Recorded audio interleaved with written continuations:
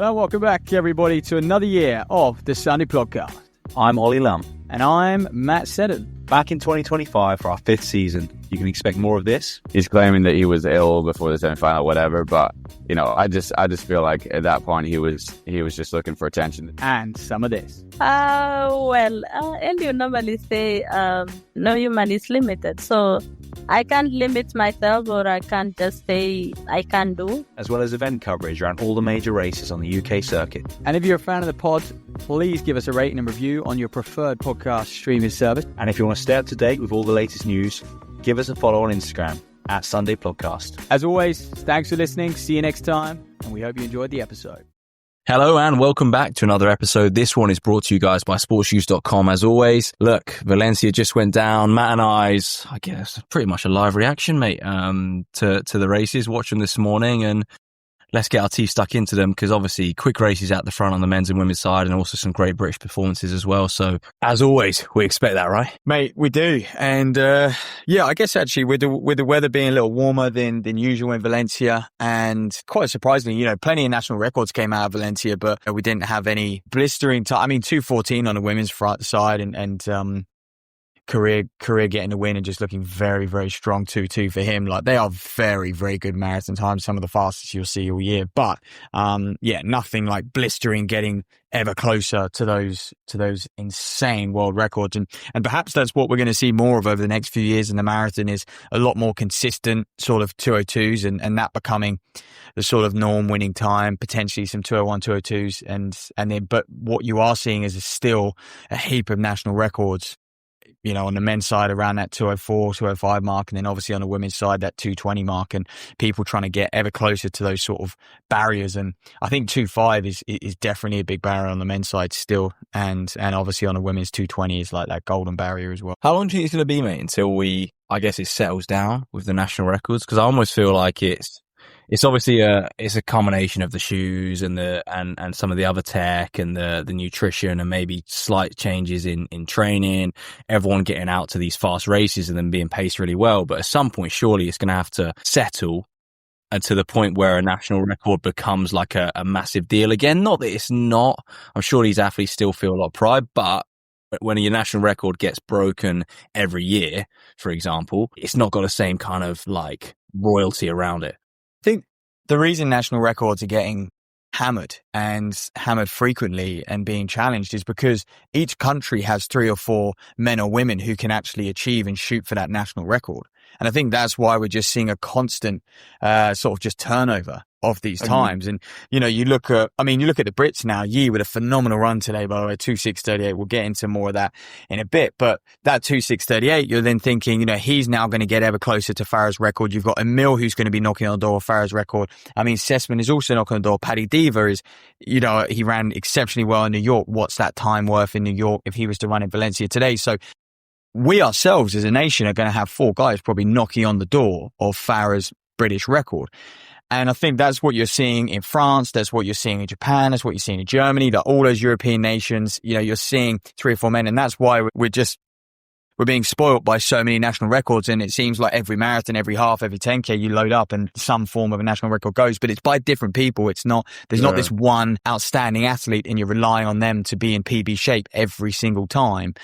And I think that's why they're just so consistent. But that, of course, you know, once someone starts to put, I mean, Petros today, by the way, Amanal Petros, I mean, he's had a phenomenal year, 3 marathons, obviously bouncing back off that very difficult world champs in extreme conditions, runs 2:04:03 today. I thought he was going to crack 2:04 for a minute, the way he closed out. And, you know, you'd think he's starting to put, you know, that German national record out of touch now. And, you know, so I think we will, in the next couple of years, I think it will start to slow, but I think we've still got a flurry ahead.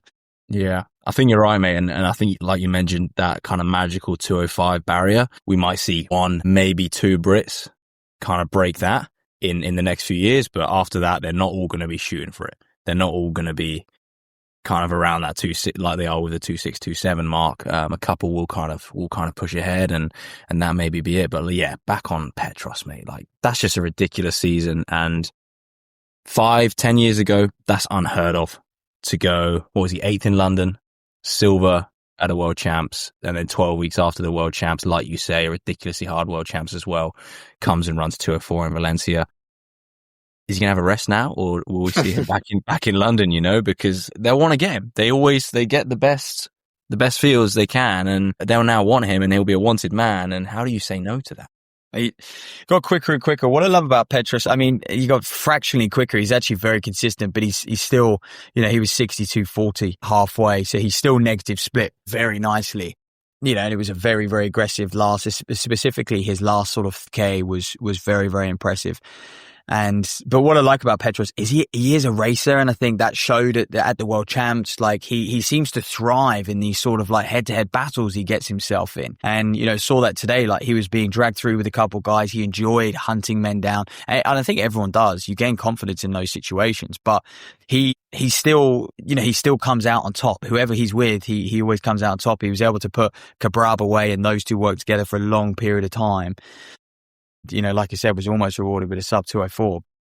I think he'll definitely need a rest. Like to see him shoot for London now I think he might eye up the Europeans and look to potentially win there. But, there were a few Europeans in the race today who were a little disappointing, and, Cripper was one of them. No, given, how strong he can be over the marathon. And again, like in those sort of more tactical marathons, he's always impressed. But yeah, he was a lot further down the field today.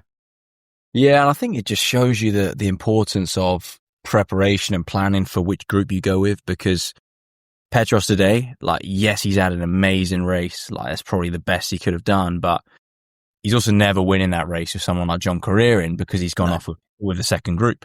Equally, Cripper, if Cripper goes off with group 3, the group with Yi in, that Carrez obviously paced, and we'll chat about that, maybe he comes through and runs 2:5. For example, but he's gone with group 2. It was massive. So they did have a nice easy ride for those of them that could hang with it, but it just gets to the point where if it's slightly too quick, then you're long gone. And I think if he did go with group 3, he probably looks back and then thinks, I was never going to run quick enough anyway, because obviously he's already run decently fast. So I guess you do have to pop yourself into the advanced one, but someone like you has seen the benefits of going off fairly conservatively. But I guess the next time he goes into a race, if he wants to improve on that, he has to then go to the next group, and then that's when you basically blow up big time. Yeah, I feel like it does get very difficult around that sort of 2:05, 2:06 mark, because that is, he's run 2:6:38 in the best way possible today. Mm. He's obviously had Sessman to key off. He's had a mill to key off a mill. When I was following on the track, he's took those boys to 25 miles pretty much. I'm pretty sure. Okay, he went through the split. Yeah, he was still in the race at 20, maybe 23, 24 miles. So I was thinking he may as well finish. He may as well go run 2. I was like, he's not far off his PB as it is. Mm. He may as well just drill the last couple miles and finish this thing off. But he did step off. Does it influence your paycheck if you're a pacer? Well, I think it does. I don't think he's getting anything, because he's he's pacing Alex Yee and Phil Sessman. The organisers wouldn't care about that. They wouldn't be like, oh yeah, take care of. He might be getting something. Was he not pacing might be in? Did you see a pacing vest on him? Did you? I thought, unless that's just a new kit. He was in something orange anyway. Well, if he was sort of, I guess, an official pacer, then I thought he might be in there. But well, if he was official pacer, he's definitely been paid. But that seems strange to me that they would sort of hire official pacers in a race like Valencia when you've got people running 2:2, and you'd hire a pacer for 2:7. But yeah, I could be wrong, mate. I could be wrong. I suppose we didn't see much of them, did we? In terms of like on the footage, I didn't see much of them at all. I didn't see much at all. From the back, it looked like the pacing vest, but I that could be equally orange Adidas vest or whatever. But I was thinking he may as well finish that off and, get a nice bit of confidence. Like the damage, by the time you get to sort of 24 miles, 23 miles even, the damage of the race is pretty much been done then. If you pull out a 20, I think that, obviously that last 10K is quite a big difference. But it's good to see that he was able to, he would have been helping those boys out, just dragging those boys through. So it was actually pretty encouraging to see a Mill if he's in this sort of shape now, when he gets ready and gets it right, he's going to be able to pop. Yi went on to run 2:06:38. What could Mill do? But you are right. It's that horrible point where, 2:06:38 for Yi. If it was me, I would just keep running marathons the way he executed today. You know, you would go off maybe just a tiny bit quicker than you did today, and you'd try and get through halfway slightly quicker than you did. What were they halfway again? It was like 63.5, or so. He was bang on 207, right? Just pretty much bang on. And so, you know, you would probably go, well, can I run 63.15 at halfway, but still negative split, and then knock on the door of 20, you know, that 206 barrier. But yeah, I think it's very difficult when you start going sub 63 through that first half. That's a whole different race altogether. And that's why we see so many of these. It's why we see so many of these Ethiopians in Kenyans. They just pop. They pop big time. They wound up in, you know, running 208 and stuff. So you can come by a lot of those. And for him to finish 7th today as well in a marathon like Valencia, that is an incredible result. Yeah. And I think he's exceeded everyone's expectations. I mean, maybe not everyone, but me and you for sure. I remember when we spoke about him debut in London, we kind of expected him to run similar to what he did, that 211 mark, I think he was obviously in the end, and maybe thought that a sub 210 would be like outrageous for him, but he's shown his true class. And because there's a difference between being someone who has the potential to be like truly world class as a youngster who then moves to triathlon, and then being world class as a senior after having, I know that he's obviously, look, he's running, he's cycling, he's swimming. I'm not saying he's not been doing training, but it is a different sport. And to come back and to be able to run 206 it's ridiculous. I think this is it for you now. Yeah, I think he's going to enjoy the challenge. Now, I think he's going to want to. Yeah, he's going to want to go to 2028 in the marathon. And he has to try and go medal. That's the trajectory. Hold your horses, mate. But yeah, I think as in think try. I'm not saying he's going to, but I'm saying yeah. If you won the Olympics, he's literally the Olympic champ. He's got 3 Olympic medals, right? 1 team, 2 individual, silver and gold, right? So the only thing you can go do now that's like, yeah, he makes a team for sure. If he locks in and focuses on it, he will make that team. So of course he's going to go try a medal. In the same way, like, look, Emil's going to go try a medal, so why can't Alex G? He's just around 2.6. Yeah. I'm not saying I think he will. Yeah, but I think, yeah, I do agree with you. That should be his goal. That should be his goal, I suppose. Yeah, to have run that today, you know, and we're what, 2.5 years out from LA. I just think, yeah, he's got to now commit. But I think what I think is very interesting with you, obviously he's got a great YouTube series, and you know, he has done, you know, him and his team have just done a phenomenal job in balancing the cycling, the running, even the swimming. Like, he is still keeping up all of that work that he does to triathlon. Yes, not to quite the same extent, but you know, he really has, you know, cracked it. I don't know anyone who's run 206 in that training in that way. You know, so he's a trailblazer. He is discovering new ways to reach that level. And the problem is, though, you know, because he's done it for life, you know, what he can do on a bike, what he can do in the pool is just far superior to anyone else. Like, and so the problem is, if you're an athlete and you're like, oh yeah, you know, there are huge, I do look at his training, I'm like, there's huge advantages. He's just not putting the same impact to his muscles. You know, his muscles must just be a lot fresher, sort of, you know, although he's getting huge amounts of volume in, his muscles, you know, when it comes to an event like the marathon, his muscles must be so much fresher than someone like Sessman, who's having to do virtually the same hours, but he's doing it all on feet. And like you say though, mate, he's good enough on the bike and good enough in the pool to achieve the right training stimulus. Yeah, he is, yeah. In relation to his running. Whereas, look, Seguro Sarko, we'll talk about him in a bit, like fourth. Absolutely, G. Seguro goes and jumps on a bike, right? It's not going to be the same. Look, maybe he does. I'm not aware that he does, but you say he's a trailblazer. I mean, you talk about people on YouTube, right? Cole Hocker doing not to the same level, so much cycling as well to do these things. Yeah. Yeah. With different event group, a little bit cross training. Yeah. They go on long rides on a Sunday. Yeah. I think it's more accepting in the mid distance though. You know, because I think there is like top up, aren't they? Yeah, they're just doing it for a top up. Like, whereas, you know, and I think that's why you see so few marathoners do any forms of cross training, because they're so focused on building up that muscle conditioning, being able to handle that impact. You know, so I do think he is, and yeah, it's an incredible feat what he's achieved. So credit to him. And it was a very, very quick close as well. You know, he was running with Sessman, and we've got to talk about Sessman because 2:07:11 from him. I mean, that is, you know, fraction quicker than what he ran in Amsterdam. And he has run 2 marathons in a short space of time. And yeah, fair play to Sessman. And That is really good. And I wonder if he'll look at that now and go, was 2 marathons in 8 weeks? And I guess he's come away faster on the second one. He's bettered his PB once again. He's now down on, he is running phenomenally well. But whether he'll look at that and go, did I need to do the 2 marathons, or could I have just done the one and maybe just gone into it a little fresh? Because I do know he was sort of, after Amsterdam, he had to have a little bit of obviously not time off, but back off a bit, and then he was ill for a little bit as well. So did that hinder his preparations? He'd probably argue no, because he still ran faster. But when you're looking for those extra sort of 10-15 seconds, could he have got a bit more out of himself? And I guess he'll analyze and review that. It's an interesting approach, mate, isn't it? Because I think his rationale is that he does a hard long so long a build up, yeah, that you may as well get 2 races out of it. But in my opinion, if you nail the first one like you did, you're not going to run quicker, or as in you're going to run marginally quicker you did today, because you can't.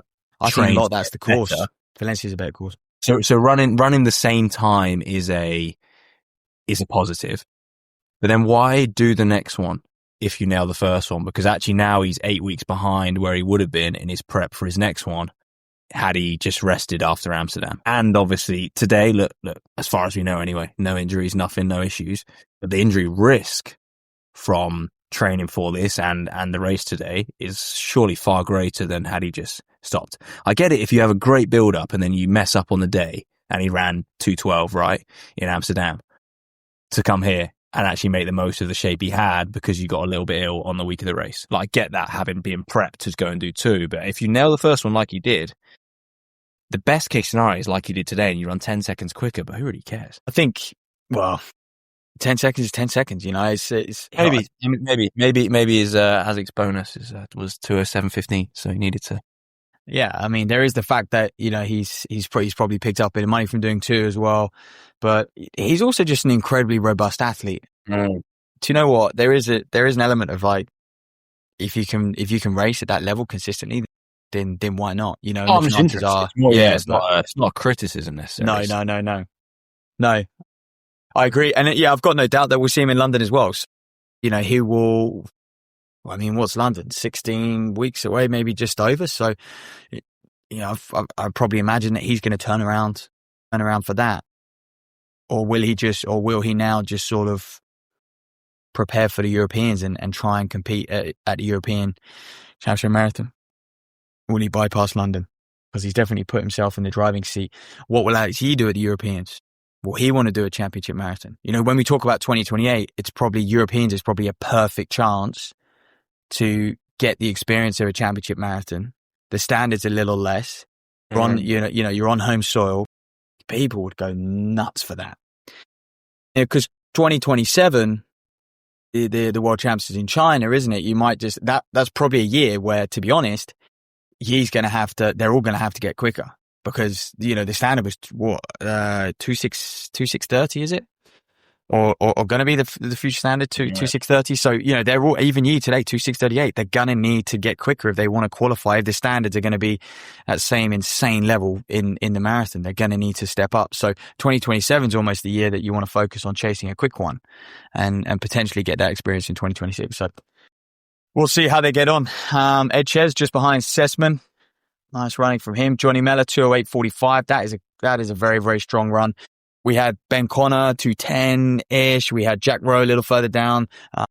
But I think for Jack, it was important to get this one finished. I mean, we talked about Yi going 2:11, 2:10, 2:11, and then obviously down on 2:06. And the jump he can make just from that first marathon, just from understanding what he needed to go away and do in training, how he needed to change things. And Rowe 2:12:33, and sort of set off conservatively enough, but continue to just get, just a fraction slower, throughout the race. So, hey, the big question though on Instagram, is it his debut? Was it his debut, or was it not? Well, to be fair to I agree. Our social media rep, I think I'm just checking Jake Barraclough as well, because he was he's pulled out. Yeah, he's pulled out. Well, his clock's still going. Well, guys, still saying he's 3 hours 44 on the clock, but I think he pulled out, so not his day either. But no, I think that's Rowe's first marathon complete, which is a start for his marathon journey. It is, and it's never going to be easy, just as someone like Mark Scott's seen, right? I think we don't have any doubts that Jack Rowe has potential in the marathon. He certainly does. He's just got to wait for the right one and wait for the training to click, like, perfect. And yeah, he's in a great place to do it, obviously training with Paddy and things like that. So his setup seems to be ready-made. Yeah, we'll just wait and see. Women's race. Jocelyn Chepkoskai gets the win. Now, this was interesting, mate. You know, you've got quite strong opinions on actually how this victory played out. And it is worth saying, to win Valencia, it was $75,000 in prize money. And that dropped to about, I think it was $50,000 for second. So, yeah, there's a lot of money on the line here as well. And it was, for me, it didn't really sit right, but I'll let you break it down. Yeah, it's a bit of the pacing, like, issue, and I think I say issue, but they didn't really make much of it on the comms. But kind of watching it this morning, I was just thinking, is this fair? Like Matt's saying, so obviously Perez's pacer drops out. She then makes a bit of a surge forwards. Chepkoskai's pacer stays in, brings her back level, and then essentially the one male pacer. So they had one each to start with, like private pacers, so not part of the race. They had their own individual pacemaker, so I presume paid for by an agent or whoever, or themselves. Maybe they know them from the same training group, whatever it is. Maybe they train together, right? Maybe it could be training pacers. I don't know the context, but one stays in, and he basically then makes all the moves, drags Chepkoskai through, and he peels off 100 meters before the finish. And so, don't get me wrong, I think it's great that we can get the women running these like supreme times, because they have that option. They have the option of having these male pacers, but I think the difference that it made, having one stay in till right at the end and one drop out with maybe 10k to go perhaps, don't quote me on that, but it just seems to completely change the race. And it meant that Chepkoskai's not even thinking about when to make a move, how to pull back, how to pull away. She's just one foot in front of the other, whereas Perez Jepchirchir gets to 10k to go, and then she has a real race on her hands after a pacer taking her through 20 miles, which I think is the idea of a pacemaker, right? Is to take them through like a decent amount at the right pace and then let the race unfold. That's historically. Well, I do think it needs policing. I think it's time. It's time for it to be policed and have rules where the pacer needs to pull off. The pacer needs to be out the race when the race gets going. I appreciate, like you said, it's there, especially when we're obsessed with records, and meet directors are obsessed with records. But yeah, how that played out just shouldn't be allowed. He had a huge influence on the race, and he changed the result.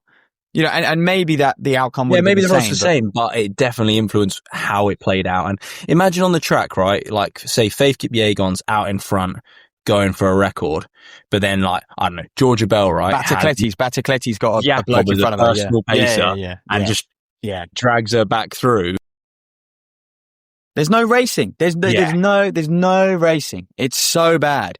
And, poor Perez is like making moves, surging for what? Like, and obviously Jocelyn Chepkoskai is a fantastic, they're both incredible athletes. But yeah, I think that is very, very frustrating. And, I do think when it comes to marathons, the best of the best, those boys at the front, they don't get a pacer. Even a Mill pacing today to 22, 23, 24 miles. Like, for me, that's too far in the race. I think there needs to be an element and this is why the marathon is just becoming, just a lot more achievable. Times are getting quicker, because people they're not left out there to do it anymore. No. And I think I think it's just a bit of a shame. Like, it just takes away it takes away the wow factor of some of these performances now. I think paces in marathons should go no further than 20 miles. No further than 20 miles. Because I think that last test, that's where the racing steps in. That's where you've got to be able to get the job done yourself. And that's what you train for. And I think they just shouldn't be involved in the race. They shouldn't have that impact. I'd love to see some more marathons with no pacers, outside of the majors. Yeah. Can you imagine you had a series? The guys at the front majors right throughout. So say we have 6 pace majors and 6 non-pace majors. Or even our trials, right? I know they all want to go to London and run quick, but let's just put on a trials race where we've just got the 30 best Brits, men and women, just let them race. See what happens. No, I agree. Talking of trial races, mate, Alicia Vaino of Finland, mate, 2:20 today, another national record for her, but she did run 2:23 at the Finnish Championships in October. So you talk about turnarounds. 4th of October, I think that was. 8 weeks later, this is like, that's assessment. 8 weeks later, out here ripping, ripping Valencia Marathon 2:20, and also Chloe Herbier of Belgium 2:20:38. I bet that girl in Copenhagen, and what did she run in Copenhagen? 71 minutes. 71 minutes in Copenhagen back end of September for a half. And she runs 2:20 today. I don't think she's broken 70 for a half. It's outrageous. Yeah. What'd you say? 4 minutes off the Belgian record, yeah. Yeah. And she is a class act. Like, she won the European Road Running Champs. Like, she's a class act. But still, two Europeans in the 2:20s. Jess Stenson of Australia, 2:21. African, Glenn Rosaba, 2:23. Izzy Batdol, 2:23. So it was stacked. And first Brit home, mate, Natasha Wilson. Top 10 as well. Top 10 as well. 10th place. 10th place. 2:24. I think that's prize money. I think she'll pick up a couple thousand for 10th there. 2:24 for Wilson. Checking the all-time rankings, mate. So that will take her. So there's a lot. 8th on the rankings. She's ahead of Eilish. Yeah. There's a huge head of Eilish, head of Jess Yard. It's going to be a headache picking that. Just behind Donnelly. Just behind Donnelly, yeah. I was going to say that, yeah. So I guess you've got Purdue and Thackeray and Hallie, Purdue. Yeah. You got obviously like Paul and Ma. So, but very, very impressive from Wilson. Lily Partridge, 2:27 as well, 55. And then beyond that, to be fair, like, we just, again, like on the men's side, people just struggle. They just don't get it right on the day, and it's not for everyone. It's Valencia is one of those ones where it's either, I feel like no one has like sort of that mediocre run. It's either like go shatter your PB or you kind of walk away disappointed. And I think there's one reason Valencia is for that. It's part of the magic of the race, right? That everyone goes there, and it's a bit like a Boston indoors that you don't go to Valencia to consolidate. Well, unless you're Emil Caress, right? And you just decide for a 35k long run there. I mean, you must like the city and the course, but I think, you don't go there to consolidate. You go there to absolutely take chunks off your PB. But in doing that, it means that everyone going into the race is running on the red line, beyond the red line. So you're gonna get some bodies out there when it doesn't quite go to plan. Yeah, you really are. Wow, just seeing a few videos and pictures of you there. Very cool. Very, very cool. So, mate, let's. That was Valencia. So for me, actually, the biggest news in the running world this week was not really Valencia. It was a good watch today. There were some great performances, but I think outshined, it kind of as always by Boston for me. I mean, Josh Hoey last night 1:12.84 for 600, sets the world record. Just missed the outdoor world record, world record as well by like 300th of a second, just off Johnny Gray. So he almost thrashed that, and he looks so good. He went 47.7 at 400. He was 23.9 pretty much. His brother, who was pacing him, gets in his way. I think it was 300, maybe 400. His brother is moving out, and Josh Hoey is also trying to overtake him. It cost him the all-time world record. Like it did. It like he must have massively. had a bet on it. A little family rivalry. Mate, he lost. He lost easily. I reckon. Probably 0.3, 0.4, 0.5 of a second easy. Like, it was one of those ones where he didn't quite collide, but definitely his brother gets in his way. He has to then go wider to get round him. And then obviously he took off that sort of held it together that last 225. I think it was 25.0 or something. But it was just insane. Like, he hammered around there, and to do that in December. I mean, I know he didn't go to the Worlds, but flipping hell. Yeah. And mate, he's now got the American indoor 800, 600 and the 1. Record. Well, is he an indoor specialist? Elliot Giles. Time will tell. But also coming out of Boston, mate, George Cootie, 7:36 in the 3000. How about it? And what's that? 5th or something all time? Looked very good. Worth not going to the European Cross for? Worth not going to European Cross for. I mean, well, in Cootie's case, I do think so, mate. Like, he's going to have big goals. He's going to try and you look at. Well, this is the thing, right? That's because what you need, isn't it? Like, it's the confidence you need, and I think financially, I think for his career financially, and obviously his development. I guess he at the end of the day, he's gonna be a track specialist. He's going to be a 1500 specialist. maybe, I mean, the 7:36, maybe he'll be a Cole Hocker. You know, he's following Cole Hocker's trajectory. He's got the perfect case study. Nail the 3K 15 and like as an NCAA star, and then go do the job over the 5,000. But when you look at well, his cross country pedigree as well, it's better. It's cross pedigree. Yeah, it's cross. He's probably in for a filthy 5. I got him. But you look at Jane Hendegren. The BYU star runs 14:44 yesterday, like absolutely, you know, beats Doris Lemon-Goli, who won the NCAA's like cross steeple star sub 9 minute steepler. She ran 14:52, and you look at the Hendegren and you just go, Innes Fitzgerald is that. Like Innes Fitzgerald is the same, pretty much the same age, run the same time over 5K, performed in the Diamond League, but Hendegren being 1 American, 2 setting records in the NCAA. Yeah. Like she will be probably earning on these Neil deals, and whatever her future contract is going to be will be, and you're not in it for the money, right? But you know, athletics, there isn't much money, so you can take the money. Innes will be on a good deal, but this girl will be on triple. I have Just being based in the US, yeah. Based in the US, but she's getting, in the NCAA, she's getting so much exposure. Like so much hype, so much coverage. You know, whereas Innes came 4th in the Diamond League, and like there was bar, you know, a few British media outlets getting very excited. There was probably no one even can recollect that race. Whereas this girl's, you know, she's sitting, this is what stalls the Americans when they get to major champs, to be fair. It what? It's what stalls the Americans when they get to the major champs, because they've got a full sense of security. Because they get so hyped. So much hype, yeah. In college and on the domestic circuit. Yeah.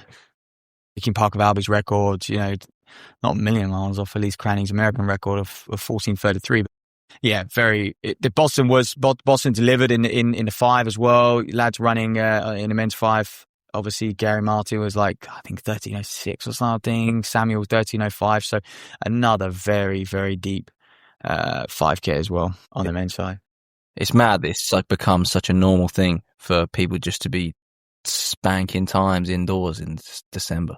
Yeah, it's. Why wouldn't you? Well, they can enjoy their Christmas now, eh? It's a big advantage, but they can't because they're coming out all guns blazing in January. Yeah. There's no time. There's no time to settle. But it shows you, you know, obviously I just always think this indoor meet's quite interesting because it kind of shows you the fitness that they have off the back of an NCAA cross, and like the sort of shape you have to be in to perform at an NCAA cross. And on that topic, we'll move on to the men's and women's US cross champs. They had their trial for the World Cross this weekend, and Rocky Hansen, who obviously got second behind Hampton Samuel at the NCAA cross, he gets second. Beats studs like beats Nika Young, beats Graham Blanks, beats all these boys. Parker Wolf wins. And, you know, Parker Wolf is only just removed from the NCAA cross. He's been very in touch with it. Obviously, Graham Blanks as well. But yeah, Rocky Hansen as well. And it kind of shows the form that he's in to be able to put these insane pros like, you know, Wesley Kiptoo, Nika Young, Graham Blanks, put all of these boys away by some distance as well, like sort of 20, almost 30 seconds. Yeah, beat Blanks by what? 20 seconds actually. Beat Blanks and Nika Young by 20 seconds, which is very impressive. So that's America's team. So America's men's team, Parker Wolf, Rocky Hansen, Wesley Kiptoo, Ahmed Mohammed, Nika Young, Graham Blanks. They're the 6. It was called in America top 6. They're just on the plane, well, on the bus to Tallahassee. And then the women's race, Wene Kalati, Katie Izzo, Edna Kurger, obviously NCAA, used to be an NCAA cross star, Carissa Schweitzer, Emily Venters, and Grace Hartman. Yeah, and then in the their short course mate as well, some absolute studs. Obviously, Ethan Strand takes the win over in the 2K, followed by Wes Porter, and then in the women's, Grace Morris, and then Sage Herter-Klecker make up their relay team, if you like. Parker Valby in 10th in a women's race. So her post-collision career not going so well just yet. Obviously a lot of injuries and stuff like that. So, but yeah, mate, I think that's, to be honest, other than, maybe, am I allowed to preview some Friday Night Under Lights entries? There's one in December, right? 5-mile race in December, and it is looking very good. There's names such as Jack Kavanagh, Joe Wigfield, Jake Whiteman is on the list. James Kingston is on the list, and there's reports saying the boys might try and attack a British 5-mile record in Battersea Park on the 19th of December. So there is that to look forward to. Yeah, and that's a nice segue into recommending last weekend's episode, right? Mr. Jake Whiteman on with his coach, John Hartigan. So if you missed that one, make sure you check it out. Matt sat down with the two of them to chat about an amazing summer, kind of, I guess, re-cementing Whiteman's love for competing on the big stage and making him really realize that he's probably only got maybe two more champs in him. He's got to make the most of it and see how many more medals he can add to his collection. Absolutely. Enjoy that one, folks. And we'll be back with the European cross-country preview on midweek for the Eurocross preview, because obviously that is next weekend. That will be huge. So we'll be breaking down those league fields. Entries are out, by the way. Just been studying them. And obviously there's been, I guess, the big news from the Eurocross is that actually people are dropping out rather than us getting super excited about all the big names. The big names are dropping out. Gressier is going to decide if he is doing it after today. You've got Jakob, who's pulled out. Armgren's not on the list. Isaac Kameli's pulled out, unfortunately. So that top 10 might be looking very, very different to next year. So some of our Brits, I think, will be quite pleased with that, I think. Quite pleased and we'll be able to try and get amongst it for sure. Yeah, absolutely. Right. Yeah, enjoy looking forward to that one. Enjoy this episode. Enjoy Whiteman, and we'll catch you guys very, very soon.